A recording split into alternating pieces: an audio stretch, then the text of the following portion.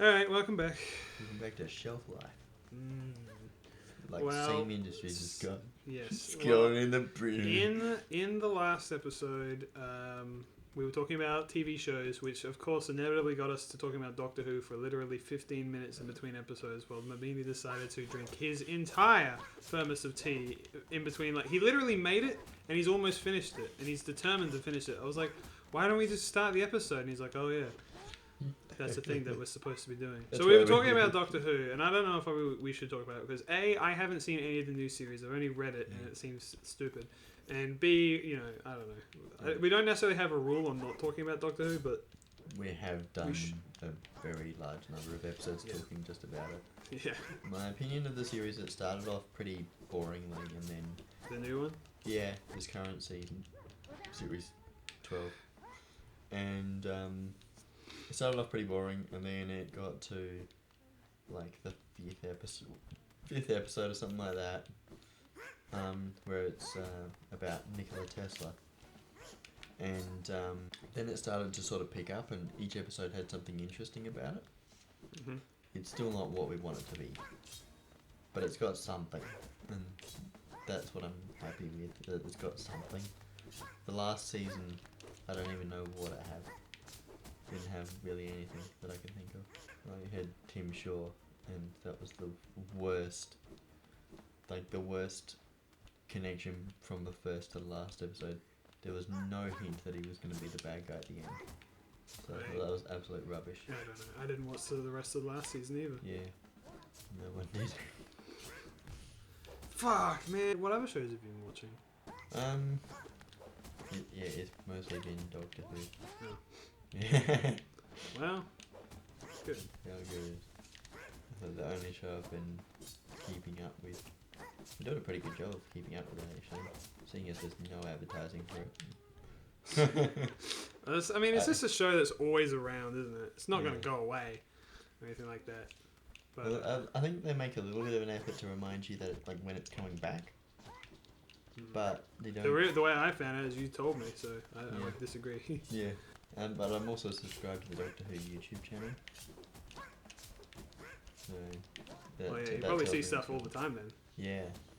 And so well, I think that's the way that people get their information. Like, you were talking about how there's so much negativity around YouTube, but I'm just not signed up to that. So Well, I try not to either, you know. And honestly, there are people I should unsubscribe from that just talk about who are just negative all the time. yeah, Boogie, for instance. yeah, You watch Boogie? yeah, I do. But it's been a while since I've watched one of his videos. You know what I mean, right? He's very like, Yeah. oh god. Yeah, he does talk about Bit of a drama things that queen. are. Well, it's just that I'm pretty much always on his side because he explains what's going on. But I am too, but I he just is don't tied like up the in way. so much drama and negativity Yeah. that it's hard to watch. I think it's just the way I watch YouTube is that I'll be watching one person. I'll watch someone for like a year or something, Mm-hmm. a year or two, and then I'll be off for a bit. And then maybe I'll come back. Maybe they'll do something, and I'll be like, "Yeah, let's get back into it." Yeah. But something like Vlog Brothers is something like they do such small videos. You don't feel like you've had your fix yet, so you always feel like a bit more would be nice. What do you mean? Do I post like a 4-minute video a year? Well, they're like a 4 or 5 minute video every. Is it every day or every other day? I don't know. But it's so short that it doesn't bother me that it's like that. And so I haven't gotten sick of them yet. Because I first started watching them because they did this show called Crash Course.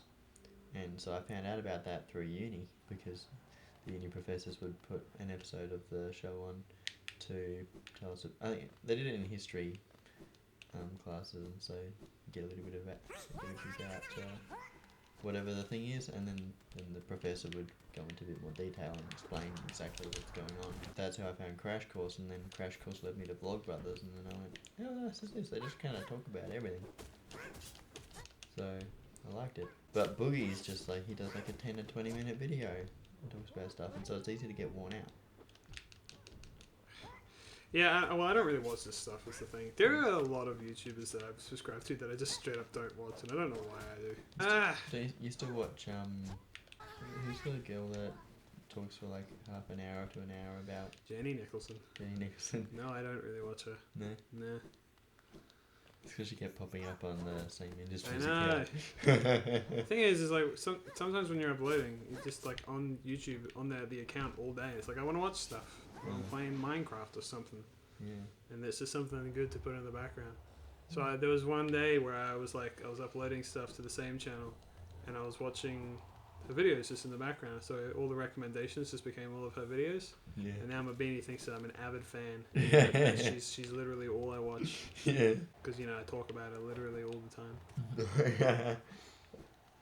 I probably talk about it more than you. I think you do, yeah. I think you bring her up every freaking session. I don't dislike her content or anything like that. I mean, it's obviously I like it because I listen to it, but she just talks and just about subjects and discussion videos. I like listening to discussion videos about non-controversial things. Does that make sense? Yeah.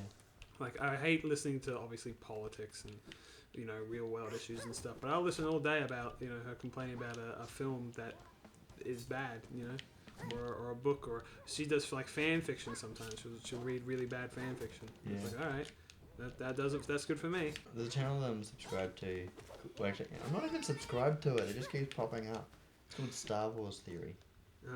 Oh yeah, I've seen them before. And so, some of the stuff is good, but it's just so much crap Star Wars content out there. It really is. Oh yeah, of course there is, because it's such a big thing. It's just you're bound to get a lot of but shit. But he just consumes so much of it and then reports on it. And I'm like, YouTube, you know that I only like very specific videos that he does. Obviously not. And I don't like most of what he does. I watched his fan film and I did not care for it. He made a fan film? Yeah, he made a Darth Vader fan film. I watched it and I'm like, yeah, this is kind of shit. That's kind of funny. He had this big announcement over it, saying that because he'd spent $30,000 of his own money to make that first part, and he had some sponsors and stuff to help make the project, and now he's making this big commitment, and because he wants to, he was gonna do he's gonna do a part 2 and a part 3, and now he's just gonna do a part 2. And it's going to be bigger, and I'm just it's just not that good. It just, you're going to have to really ramp it up to do a good job. I mean, that's just my opinion. Yeah, I was going to say, it's it sounds like it's just a passion project, right? And I'm likely to be a hypocrite, when Hurricane 18 comes out, it's going to be not as good as it should be. And that's just the way that's just the way things go. It's just, YouTube doesn't know that I don't like Star Wars Theory. Actually, I think I need to start pressing the button that says I'm not interested in this channel. I finally pressed the button today that said I'm not interested in the breaking news tab. I didn't really realize that was a thing. Because you know how on YouTube it has the little breaking news and it has all these news stories? Yeah, I just pressed a little X on it and it was like, oh, alright, we won't show you this. And damn, why didn't I think of that earlier? I mean, that's kind of the only way that I keep, there's my two sources of news are YouTube and Twitter. Well, and that's kind of the thing. Although I'm just done with Twitter. I'm not done, but I try my best not to look through it. I can't, because it's just horrible shit all the time. Have I talked about this on camera yet, or to you? If I've talked it to you, then I'll probably talk to it on camera. Yeah, you don't like the news because it's negative. No, I don't like Twitter. But yeah, you have talked about that. Okay. To summarize, because you don't know what people have watched and what people know about me, but Twitter is just it's a minefield. Fuck. You can go on Twitter and it's usually it's a little, every time I go on it I feel like there's a little countdown, a very dramatic it's 5, 10, 9, 8, 7 before I scroll down and see something that I just find either disturbing, saddening, depressing, anger inducing, just frustrating, a bad take, or someone with a good intention that's just coming across as mean or something like that, and it can just ruin my enjoyment immediately. And I just can't stand it anymore. Especially with quote unquote current event happening, You know, it's always that's all Twitter can talk about, and it's just like, oh, I don't care. You know, please stop talking about this all these things that I just like. I don't know, man. Like, I just want my Twitter to be nice things. Is that so hard? Yeah, can you just send a feedback thing to Twitter and be like, can there be a happy button? What Northern Lion was saying is that he literally just blocks every single person that he comes across that that he just doesn't want to see. I'm like, man, I'd do that, but I realize that a lot of the people I follow and respect and like, they do that. Like, there's a particular person who I follow who I'd say that I'm kind of friends with them, and I'm not gonna say who they are, of course, but like, I don't know, man. They just post things that I just don't like to see. I can't go into any further than that, but like, and it's just like, I don't want to block or unfollow you, because occasionally they say really good stuff. It's like, oh yeah, that's great, man, but I know that's probably irritatingly cryptic, but like, we're gonna keep going until that's why a lot of until I kill them. A lot of YouTubers taking social media breaks. Just the way they use it, I guess. Yeah. I mean, obviously, if you're a really big YouTuber or social media influencer, as they're called, it's hard to get away from it. Well, because yeah, it's like it's kind of it's hard to get away from it, but at the same time, like, it's probably trash 100% of the time. Yeah. Like, for me, it's like 80% of the time I go on Twitter, and it's like, because sometimes I'll go on and I'll be able to to scroll for, I don't know, up to 2 minutes before I see something horrendous or like I just don't like, and I turn off the app. I would imagine for those people, like people mentioning them and probably talking to them all the time, it's probably really, really frustrating. But I would imagine your Twitter's really nice, because all you look at is V8 supercars and stuff. You probably don't follow a bunch of people like I do. A lot of that stuff. I see more politicians. No. Well, you follow politicians, so yeah, I do. So you're asking for this kind of stuff, political opinions. I just check my notifications, and sometimes something that a politician said pops up, and sometimes something that a supercars driver said pops up. Because I think I refollowed everyone, because in 2018 I took a break from being at supercars to get through my university degree and graduate. And so I did that, and so for like the first, I think it was from the end of, it was like the 24th of February or something like that, when I started uni, until like the 6th of June or the 8th of June, I didn't keep up with any supercars content. I cut it out, I unfollowed everything, I got rid of stuff from, so there was like no mention in my room or in my life or anything like that. And I was getting like magazine subscriptions from the Supercars magazine, and I get a new one and I just stick it straight in my drawer and not look at it until like. I still think that was overkill. Can I just? Well, it was good, but because then I was like, come on, you gotta set your priorities. You gotta graduate. To get this done, and I think that was important to do, and also to demonstrate to others and also to myself that I am capable of not cutting the addiction. Yeah, exactly. Like, I'm not addicted to it. I just really like it. I did this ski for life event, and I wasn't gonna bring tea with me, but someone gave me tea. Someone said, "Oh no, you gotta bring your tea with you." I can live without it. It's camping. You kind of live without most of the things that you normally have. That's what camping is. It's tough. All of the nice things. You got no computer. My phone was dead for like half the weekend. And I was like, I don't care. I'm not charging it. I brought a charger. I just don't. What do I need a phone for? I'm gonna answer whoever calls and say sorry, I can't do it because I'm camping. So I just waited until I go home and plugged it back in. Yeah, that's fair. I can actually easily go about my phone. It actually sometimes surprises me how well I can go about my phone to almost slightly concerning. Because like sometimes I'll carry my phone around with me everywhere, right? Bring it in the freaking bathroom, I don't know, just have it there, I I guess. just get bored by a lot of stuff that's on my phone. That's the problem. Oh yeah, especially after cutting out Twitter, I just don't look at it. So it's like, what is that look at? I had Twitter on my phone for a little bit, and there's so many notifications all the time. I liked. Well, that's So I after a couple of days, I'm like, yeah, this is rubbish. Get rid of it. yeah. And I just like go on Twitter on my computer and just check notifications, and then it doesn't bother me after that. It's a good choice. There have been multiple nights, right, where say I go out for a drive somewhere, right? Stick in my charge my phone, stick it into the old plug as you do. Yep. And then I'll come inside. I'll get home and I'll come inside and I'll like go and sit at my computer and work for like, I don't know, 4 or 5 hours, and then I'll be like heading to bed and I'll be like, where's my freaking phone? Was it not beside me this whole time? Like, no, it was in my car. Sometimes I'll even like leave it overnight and not realize. I'm like, wait, where the fuck's my phone? Like, when was the last time I saw my phone? You know, and that's like, so it's like weird because like I still have that reliance on it, but at the same time I'm able to just misplace it for 5 hours and not realize that I have. Well, it is important because people need to contact you sometimes, and I know. So, you gotta have that on you. At least a good amount of the time. That's what I mean. Where it's like it's not a good thing that I feel like I've left it behind.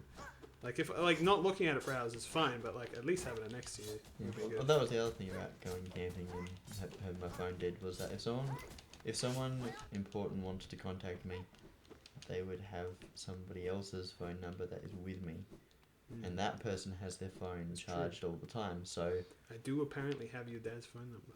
Yeah. Or rather, he has mine. Yeah, that's it. Years ago, I went to New Zealand in 2011. In 2011 and 2012, I went to stay over for the New Year's, and like every night, it was, oh, you're so reliant on the dishwasher. You don't even know how to wash dishes properly. And I'm like, it really isn't a big deal. What are you talking about? So you use the dishwasher while you're in New Zealand? No. They just thought that I was so dependent on the dishwasher because it was like my main job at the time was packing and unloading the dishwasher, like my main chore. Right. I just thought it was ridiculous that they thought that it mattered to me so much whether I have a dishwasher or not. No, you just live with what you got. Yeah, it's true. Most places don't have dishwashers. It's true. And they're like, oh, you have to wash the dishes by hand. Okay, I don't care. It seems like you're holding up a lot of resentment for this dishwasher related thing. Yeah. I think I still bang on about it. Yeah. I mean, yeah. It sounds like more of it's your problem than mine. You had to wash the dishes before the dishwasher was invented, or whatever it was. Whenever it became like a mainstream product that you had in your own house. Yeah, Someone else is reliant on it, not me. I was just thinking about it, like I'm actually not relying on a dishwasher at all either. Yeah. The thing is, I'm also a very thorough, what do you call it, cleaner before putting the thing in the dishwasher. Yeah. Which, you know, people don't like, pre-rinse as it were. Yeah. Apparently it wastes a lot of water, but I don't know, man. I don't like shit being on my things. Yeah, especially like sometimes I find that the dishwasher isn't good enough. You know, I want to scrub off the fucking jank. Yeah. But anyway, what I was trying to say, is that I've stayed at a lot of places where I have not had access to dishwasher and/or I don't trust the dishwasher, so I have done I've decent. Oh, I've done it at last. I've done my fair share. Oh my god! Of it's a simple key. Okay. Yeah, was that not a special guy to kill? Yes and no. Well, it's like the simple key is important, but it's not like so vitally important that I needed to waste literally an entire episode doing it. But oh well, I have 2 now, so that's something. See you later. Bye. Bye bye.